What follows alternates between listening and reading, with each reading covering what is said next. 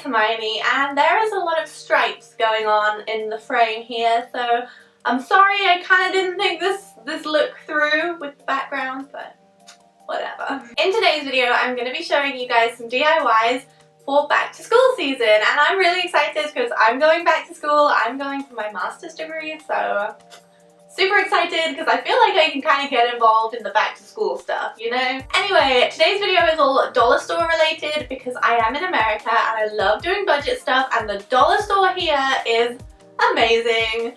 So I'm using a lot of supplies from the dollar store to show you guys that you can make really basic school supplies on a budget. If you want to see a regular DIY school supplies video, let me know in the comments down below, because those are always a little bit more creative than dollar store things, because the dollar store kind of makes you a little bit limited on the supplies that you can use, but hopefully you will like these ideas. Anyway, don't forget to like, subscribe, check out my social media below, and let's get into this video. First, I'm going to show you how to make this DIY notebook with a little pocket on the front that you can put all of your notes and anything you need to remember in. So what you're going to need for this is a composition notebook, scissors, contact paper, double-sided tape, and some scrapbook paper. So I'm starting with the notebook, and I'm going ahead with scrapbook paper. The one on the left is actually from the dollar store, and the other ones are from the dollar section in Target. So you can use whatever you like for this, but if you want to keep costs down, you can use the dollar store one. And all I'm doing is covering the notebook and getting rid of any air bubbles. Next, take a piece of paper or scrapbook paper if you want, and cut it into a triangular shape like so. Cut the end off and tuck it over the notebook so it creates a pocket. Then you can either use glue or double-sided tape to tape it into place. Make sure it's really firmly stuck down, and your notes will have a place that they can be stored in when they're not in the bottom of your bag. Next, I'm going to show you how I made page dividers for my folder using just scrapbook paper, and you can use any kind of paper you want for this, but I have scrapbook paper lying around. So that's what I'm doing for this DIY, and you will need a ruler, pencil, scissors, a hole punch, printer paper, and scrapbook paper. So what I'm doing is taking my printer paper as a guide and leaving a little bit of space down the sides. This will become my tabs. I'm cutting around the printer paper, leaving that side area. And then once I've done that, I'm using that piece of scrapbook paper to cut out another 3 pieces of scrapbook paper in the same size.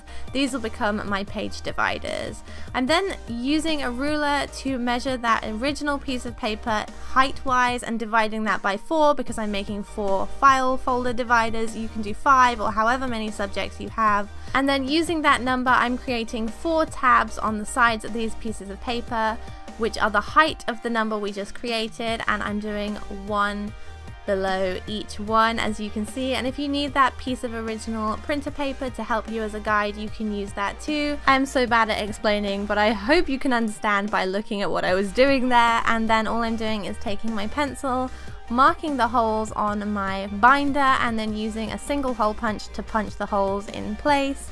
And then you can go ahead and put your file folders in your binder, and they're ready to be used. For the binder itself and for a bunch of other school supplies, I decided to use some duct tape from the dollar store to decorate them, because duct tape is really durable. It's a lot more durable than washi tape, and the dollar store actually has a ton of really fun prints and designs at the moment. So to do this, I'm just using scissors, duct tape, a folder, and other stationery items. So what I did for the front of the folder was so simple. I just took the tape and I'm layering it over the front to repeat the pattern all over the front of the binder. You want to make sure your pattern lines up, so be very careful about where you place the tape if you're going to try this, and make sure you press out any of the air bubbles. And here I am just going really quickly through it, lining up the pattern, and I think I used about 6 or 7 pieces of tape. So simple, and it only costs $1 to do, so if you don't want to buy contact paper, you can totally use this method instead.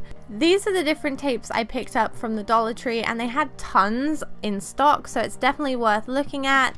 And as you can see, I decorated these binder clips in the same tape, and I also decorated a ruler too, so it's really just about going ahead and putting it on whatever you want, pens, pencils, whatever. It's so simple, but it's waterproof and it's durable, unlike washi tape. I love washi tape, but it's not as strong as this stuff. And finally, I upcycled a really boring office pencil pot and I embroidered it, and you can get these in the Dollar Tree and see what you can make with them. It's a little bit time consuming, but these are the things you'll need for this project: a pencil cup, spray paint, needle, and embroidery thread. So to get started, I took the pencil cup, which was black, and I spray painted it blue, and here are the embroidery threads I'm using.